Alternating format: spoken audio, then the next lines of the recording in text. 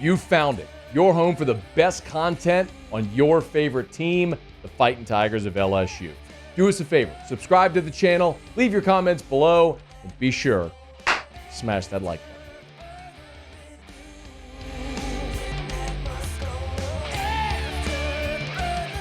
Whit Weeks was a guest on Off the Bench with Hester and Matt Flynn on Wednesday morning. And maybe most importantly is an update on his health.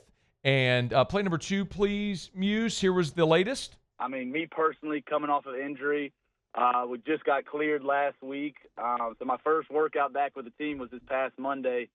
We have our first team run today and a little player ran practice this afternoon. So I'm looking forward to that. Great news there from Whit Weeks. He also gave an update on the leg. Number 4. Good. We're getting there. I would say I'm about 95% right now. Like I'm clear for all football activity. I've been doing everything, but I just got to get that last little step back. That's awesome. So 95%, that's from the horse's mouth. Whit Weeks said he's been clear for football activity. It's just that last little bit.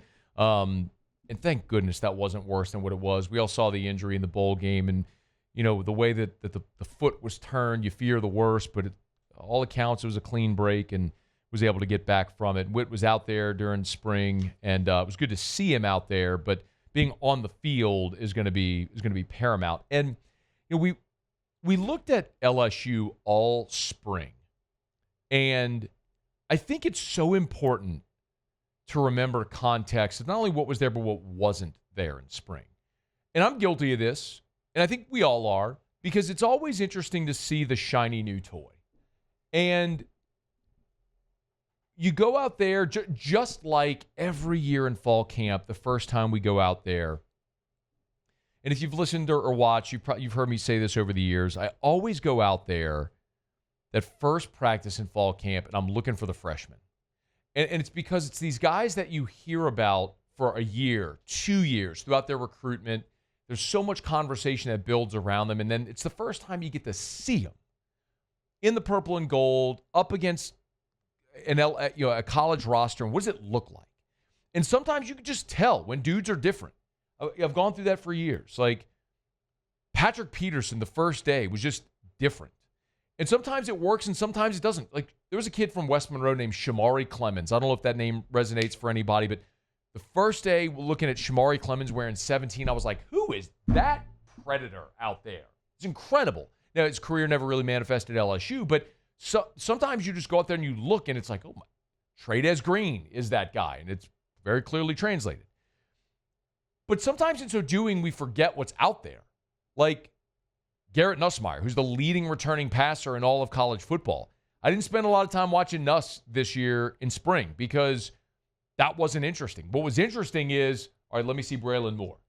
Is he going to be the starting center? How those new tackles looking? Like, that's what's more interesting, is the unknown, is the new thing. And so, too, was it, I think, with spring football on the defensive side. Because, man, while they have struggled, and 2 years ago in 2023, we all know this, LSU was 81st in the country. 81st in the country in scoring defense. Last year, they went from 81 to 59 in scoring. They went from 108 in total defense to last year, they were 61st in the country in total defense. So they made a dramatic improvement from 23 to 24, but it was still right smack dab in the middle of the country. I mean, you were just average defensively. You went from bad, like bottom feeder, to average. Now, how do you go from average to good? But we forget, like, what, in looking what the new shiny toys are, what's been there. Like, I spent a lot of time looking at DJ Pickett, who looks like a pterodactyl. Looking at Mansour Delane, that was one of my biggest takeaways, was Mansour Delane. Because it's very clear, you go watch the DB receiver drills and go, okay, which one's the best guy? If you're not pointing at number 4, then we're not watching the same thing. Because Mansour Delane is the best cornerback on this team today, at least was in spring. We can go look at Patrick Payton and Jack Pyburn, the way they fill the uniform. And a guy like Sadir Mitchell at 360 pounds is just a gigantic space eater. And that's going to garner all the conversation. But you forget about and Whit Weeks wasn't there, Harold Perkins wasn't there, Jacoby Guillory wasn't there.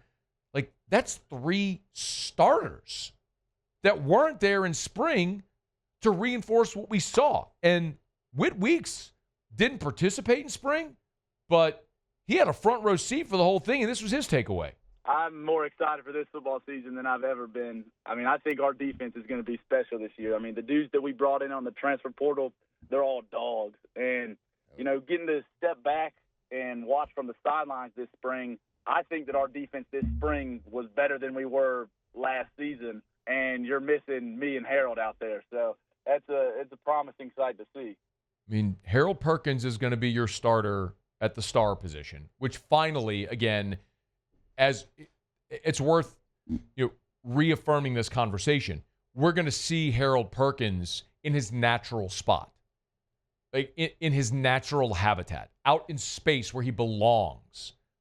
Like, this year's Harold Perkins is going to resemble more closely freshman Harold Perkins than the last 2 years because he's finally going to be playing where he belongs. And remember, Whit Weeks, last year as a sophomore, had more tackles in his sophomore year than Devin White did in 2018 when he won the Butkus. That is a mouthful to say, but that goes to show you and put some perspective on just how impactful that dude is. He might be the best linebacker in college football in 2025. So you're talking about all you added in the portal without talking about the best linebacker arguably in college football, Harold Perkins in his natural habitat, Jacoby Guillory, a 6-year player who was your best interior lineman last year before he got hurt, and all that you've added with the 3 defensive end transfers, and Mansour Delane, and Tamarcus Cooley, and A.J. Hall. So you led the country in interceptions last year, was all Big 12. Yeah, man, like when I talk about people sleeping on this LSU team, I think they just lack the context that all of us have. And you should be excited about it. There is a giant question. It's the one spot on your defensive staff where you had turnover, and that's Bo Davis going out and Kyle Williams coming in. And Whit Weeks sort of reinforced what we've heard a lot of the coaches say about Kyle Williams. Oh yeah, I've had a couple conversations with him too. I think he's a great fit for us, and I know all the D linemen respect him and respect his football career. And I think he's a perfect defensive line coach for us. I think that is going to be interesting to see because Bo Davis, if there is a question, that's it.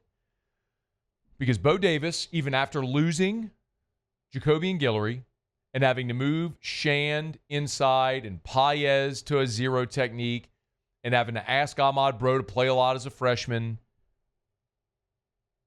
Bo Davis maximized that group. And now you are changing stylistically and fundamentally what you want. You don't want big space eaters. Remember, that's another thing to keep in mind with Weeks. Under Bo Davis, those defensive tackles were trying to eat up blocks to free up Weeks to go make plays. It's going to be a little different with what Kyle Williams wants. He wants fast, aggressive dudes getting upfield, making plays from their defensive tackle spot. So how that all works together in synergy will be interesting to watch. But and the best news today, Whit Weeks saying he's been cleared for all football activity. He's at 95%. He's got to get that last little step back. That's what June's for.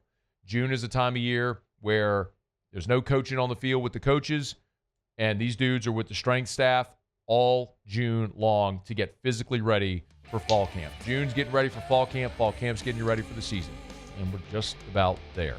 Hey, thanks so much for watching. Please leave your comments. I love to interact. And be sure to hit the red subscribe button below.